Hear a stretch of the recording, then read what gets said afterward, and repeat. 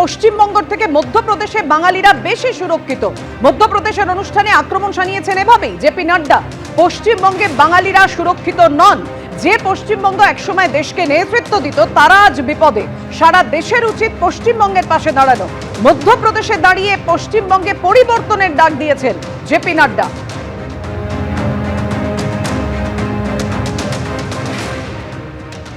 मध्य प्रदेश में बंगाली समाज बंगाल से ज्यादा सुरक्षित है। समझने वाली बात यह है कि ज्यादा सुरक्षित है, इसका अर्थ यह होता है कि बंगाल में बंगाली समाज सुरक्षित नहीं है, असुरक्षित है। आज बंगाल में भी बदलाव की आवश्यकता है। जिस बंगाल ने देश को नेतृत्व दिया, आज वो बंगाल मुसीबत में है। सारा देश बंगाल के साथ खड़ा हो और उसको हमको उस मुसीबत से निकालना पड़ेगा। आज बंगाल में बंगाली असुरक्षित हो जाए, यह विडंबना है। यह बहुत ही असहनीय स्थिति होगी। सबकी यह जिम्मेदारी बनती है कि हम इस कठिन घड़ी में जिस बंगाल ने देश को दिशा दी, आज वह लाचारी की स्थिति में खड़ा हो, यह असहनीय होगा। इसलिए हमें ताकत प्रदान करके अपने वहां रिश्तेदारों से सबसे बातचीत करके प्रजातांत्रिक तरीके से हमें वहां पर बदलाव लाने में अपना योगदान करना पड़ेगा। বাংলার পরিবর্তন বাংলার মানুষ 2011-তে এনেছিলেন। কেন্দ্রের সরকারে পরিবর্তনের ডাক দিয়েছে গতকালকে মাননীয় মুখ্যমন্ত্রী দলের সভানেত্রী মমতা বন্দ্যোপাধ্যায়। নেতাজি সুভাষচন্দ্র বোসের জন্মদিনে আপনারা ওই দিকে তাকিয়ে থাকুন।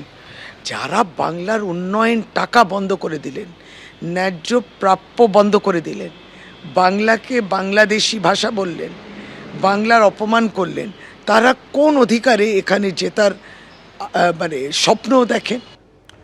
এদিকে উত্তরপ্রদেশ দিবস পালনের সময় রাজ্যকে নিশানা করলেন উত্তরপ্রদেশের মন্ত্রী। উত্তরপ্রদেশ সুশাসনের প্রতীক, পশ্চিমবঙ্গ কুশাসনের প্রতীক। পশ্চিমবঙ্গে প্রধানমন্ত্রী আবাস যোজনা কার্যকর হয়নি। আয়ুষ্মান ভারত কার্যকর না হওয়ায় গরিব মানুষ চিকিৎসার সুযোগ পাচ্ছেন না। সুশাসন দেখতে হলে উত্তরপ্রদেশে আসুন, মন্তব্য উত্তরপ্রদেশের মন্ত্রী সঞ্জয় সিংহ গাঙ্গওয়ারের। উন্নাও হাথরাসের প্রসঙ্গ টেনে পাল্টা আক্রমণ করেন মন্ত্রী শশী পাজা।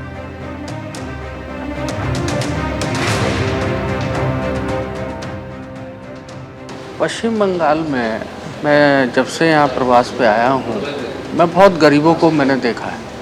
यहाँ प्रधानमंत्री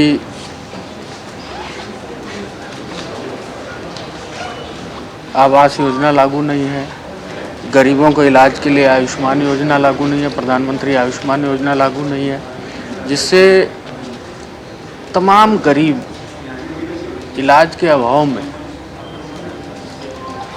पैसे के अभाव में उनको इलाज नहीं हो पाता और वो लोग आकस्मिक उनका निधन हो जाता है। बहुत सारी चीज़ें हैं कि जब डबल इंजन होता है तो विकास की स्पीड भी डबल होती है। और सुशासन अगर देखना है तो उत्तर प्रदेश में मैं आमंत्रित करता हूँ कि वहाँ सुशासन है, और कुशासन देखना है तो मैं बंगाल को देखता हूँ कि यहाँ कुशासन है। এইভাবে খাটো করবেন না, তাহলে উত্তরপ্রদেশে আইন শৃঙ্খলা নিয়ে চলুন কথা বলি, উন্নয়ন নিয়ে, হাতরাস নিয়ে কথা বলি। কি বলবেন ওরা? নারী সুরক্ষা, বেটি পড়াও বেটি বাঁচাও। দিল্লি সরকার ডাবল ইঞ্জিন সরকার, উত্তরপ্রদেশ ডাবল ইঞ্জিন সরকার। কেন হচ্ছে? কেন তাদের এমএলএরা রেপের সঙ্গে যুক্ত থাকছেন? কেন দিল্লিতে 11 বছরের নাবালিকার উপরে অত্যাচার হলো? ডাবল ইঞ্জিন সরকার। কেন উড়িষ্যাতে মেয়েরা আত্মহত্যা করছে, নিজের গায়ে আগুন দিচ্ছে? কই বিজেপি সরকার আসার পরেই তো এটা হলো। তাহলে এটা নিয়ে চলুন আলোচনা করি। রাজভবনে উত্তরপ্রদেশের প্রতিষ্ঠা দিবস পালন অনুষ্ঠানে হাজির উত্তরপ্রদেশের মন্ত্রী যোগী আদিত্যনাথের ভূয়সী প্রশংসা রাজ্যপালের। রামরাজ্য প্রতিষ্ঠা করেছেন যোগী আদিত্যনাথ বলে মন্তব্য রাজ্যপালের। রাজ্যপালকে পাল্টা আক্রমণ শানিয়েছেন রাজ্যের মন্ত্রী শশী পাজা। उत्तर प्रदेश सारे भारतवर्ष का प्रोज्वल प्रतीक है। जैसे राम राज में प्रभु श्री राम थे, गांधी जी ने कहा भारत में राम राज्य बना है। उत्तर प्रदेश मुख्यमंत्री योगी आदित्यनाथ जी इसी दिशा में आगे बढ़ता है माननीय योगी जी चरई बेटी आगे बढ़ उत्तर प्रदेश के सारे भाई बहनों को शुभकामनाएं। जय उत्तर प्रदेश, जय भारत, जय हिंद, वंदे मातरम।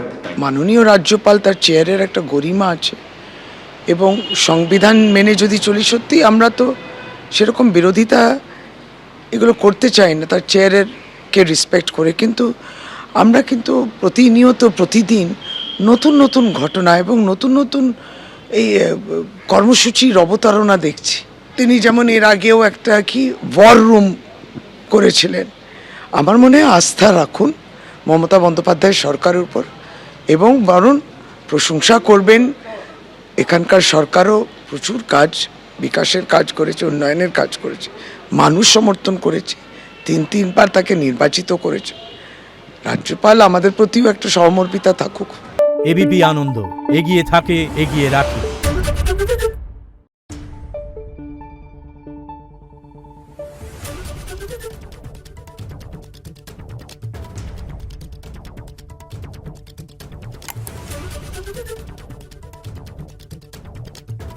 Thank you.